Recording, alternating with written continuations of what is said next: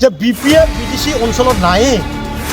ইয়াত দুটাই সমাজ, আমাৰ মুছলিম ভাইসকল আৰু আদিবাসী ভাইসকলে এই সময়ত BTCত চৰকাৰ কৰি আছে। এতিয়া BPF বুলি ক'লে যদি ভাবি লয় মানুহে, কোনোবা অকলে বড়ো মানুহে ভোট দি মানে BPF চৰকাৰ কৰি আছে, মুঠে নহয়। বড়োসকলে যোৱা নিৰ্বাচনত BPFক ভোট দিয়া নাই। উদাহৰণস্বৰূপে 4,71,000 মুছলমান ভাইসকল ইয়াত ভোট কৰে। 10% যদিও বাদ দিয়া যায়, 4 লাখ মুছলমান ভাইসকলে ভোট কৰিছে আৰু UPPলে 10%হে মুছলমানৰ পৰা ভোট পাবলৈ সক্ষম হৈছে। «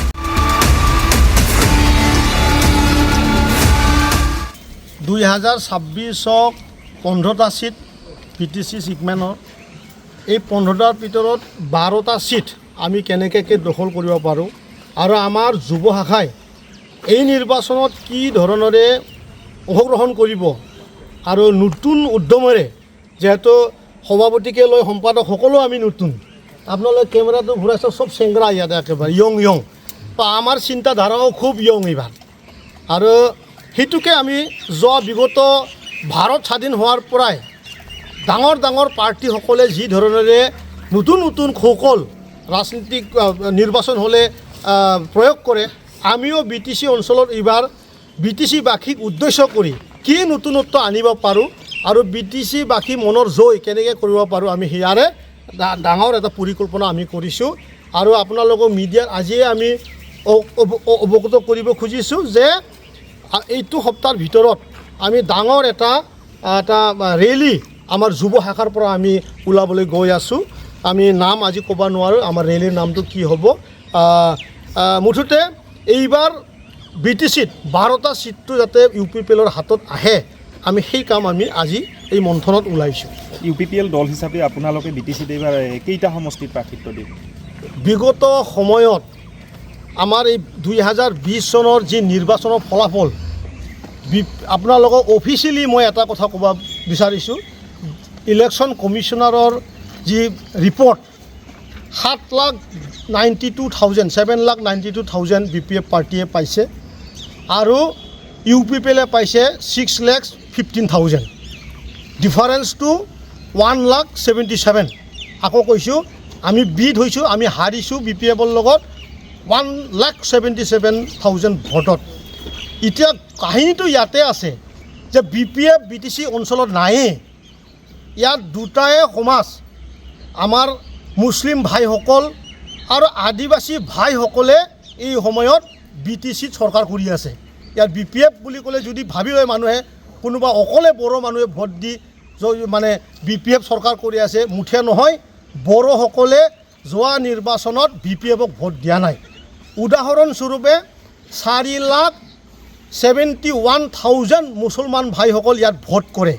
10% যদিও বাদ দিয়া যায়, 4 লাখ মুছলমান ভাইসকলে ভোট কৰিছে আৰু UPPলে 10%হে মুছলমানৰ পৰা ভোট পাবলৈ সক্ষম হৈছে।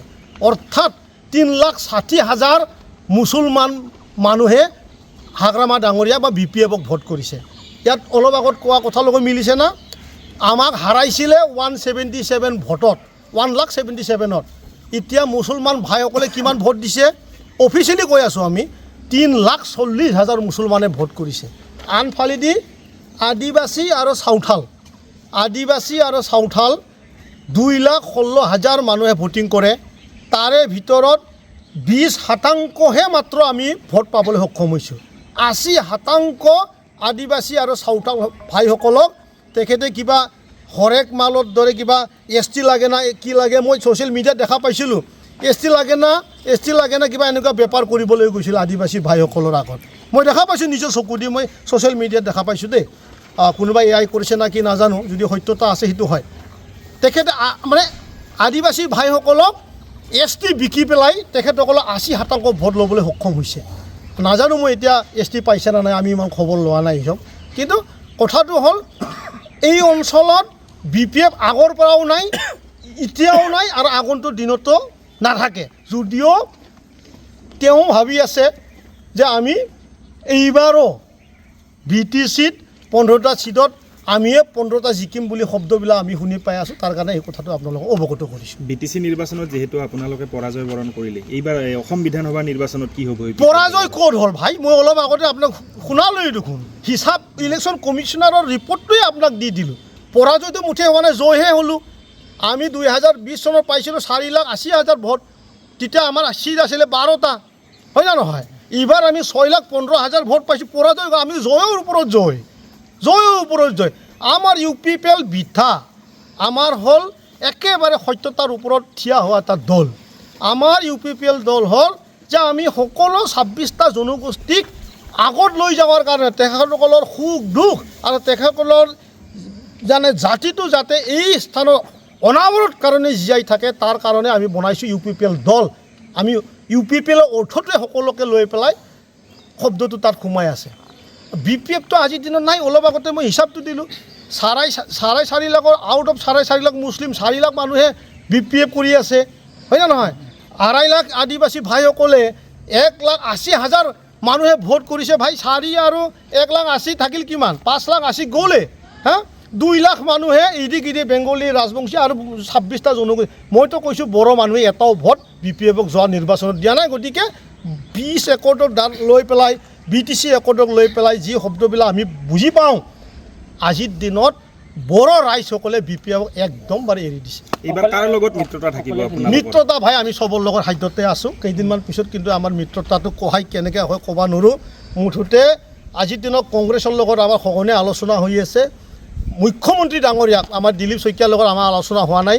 মুখ্যমন্ত্ৰী ডাঙৰীয়াৰ লগত ভাল সম্পৰ্কৰে কথা বাৰ্তা চলি আছে। আৰু অন্য BTC অঞ্চলত যিবিলাকে ৰাজনীতি কৰি থাকে, ৰাজনৈতিক দলসমূহ আছে, তেখেতসকলো আমাৰ লগত কথা বাৰ্তা পাতি আছে। 15 তাৰিখৰ আগত আমাৰ চব কথা বাৰ্তা চূড়ান্ত ৰূপ ল'ব, সেই কথাটো মই আপোনালোকক অফিচিয়েলি আজি জনাই দিছোঁ। মুঠ কিমানটা সমষ্টিত প্ৰাৰ্থিত্ব আগবঢ়াব? আমি এতিয়ালৈকে আমি 26টা সমষ্টিত আমি টাৰ্গেট লৈ আছোঁ। হয়তো এটা দুটা বাঢ়িবও পাৰে, কমিবও পাৰে, কিন্তু আমাৰ 15টাত BTCটো আমি খেলিমেই। তাৰ বাদেও আমাৰ বাহিৰত যিকেইটা আমি সমষ্টি আমাৰ কেণ্ডিডেট এতিয়া ওলাইছে, হেভি কেণ্ডিডেট, তেখেতসকলে এই সময়ত BJP কৰিছিলে, তেখেতসকলে এই সময়ত কংগ্ৰেছৰ ex-MLA হয়, তেখেতসকলে যুদ্ধটো ইফালেও হ'বলৈ গৈ আছে। মানাহত কি চিন্তা চৰ্চা কৰিছে, যিহেতু আজিৰ সভাখন আপোনালোকে?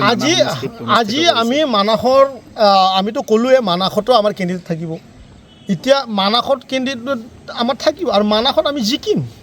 মানাহত যি এতিয়া ৰাজনীতি কৰাৰ যি চিনাৰিঅ', যি মুছলমান ভাইসকল আৰু বড়ো ভাইসকল ইয়াত মেজৰ এটা ৰ'ল ল'ব, গতিকে ইয়াত খেল হ'ব ভাই, মানাহত খেল হ'ব। ইয়াত UPPL জিকাটো ইয়াতে নিৰ্ঘাত ফাইনেল। মাইনৰিটি ভোটাৰসকলে এইবাৰ কাক ভোট দিব? UPPL? মাইনৰিটি ভাইসকলে এতিয়া কি ক'ম, তেখেতসকলেতো এতিয়া BTCত চৰকাৰ কৰি আছে, BTCতো তেখেতসকলে চৰকাৰ কৰি আছে। এতিয়া তেখেতসকলে এতিয়া BJPৰ লগত মিত্ৰতা থাকিব নে নাই মই কি ক'ব পাৰিম। এতিয়া তেখেতসকলেতো এতিয়া BJP আৰু মাইনৰিটি তাতে জমা একেলগে চৰকাৰ কৰি আছে। মানে আপোনালোকে আশা কৰে এইবাৰ BTCত মাইনৰিটি ভোটাৰসকলে UPPLক ভোট দিব, এইটো সম্ভৱ হ'ব নিশ্চয়? মই সেইটোৱে ক'লোঁ, মাইনৰিটিৰ কথা মাইনৰিটিক এৰি দিছোঁ, কাৰণ এই সময়ত BTC চৰকাৰ মাইনৰিটি আৰু BJP দুটা মিলি পেলাই চৰকাৰ কৰি আছে, সেইটো শব্দই ক'লোঁ। ধন্যবাদ।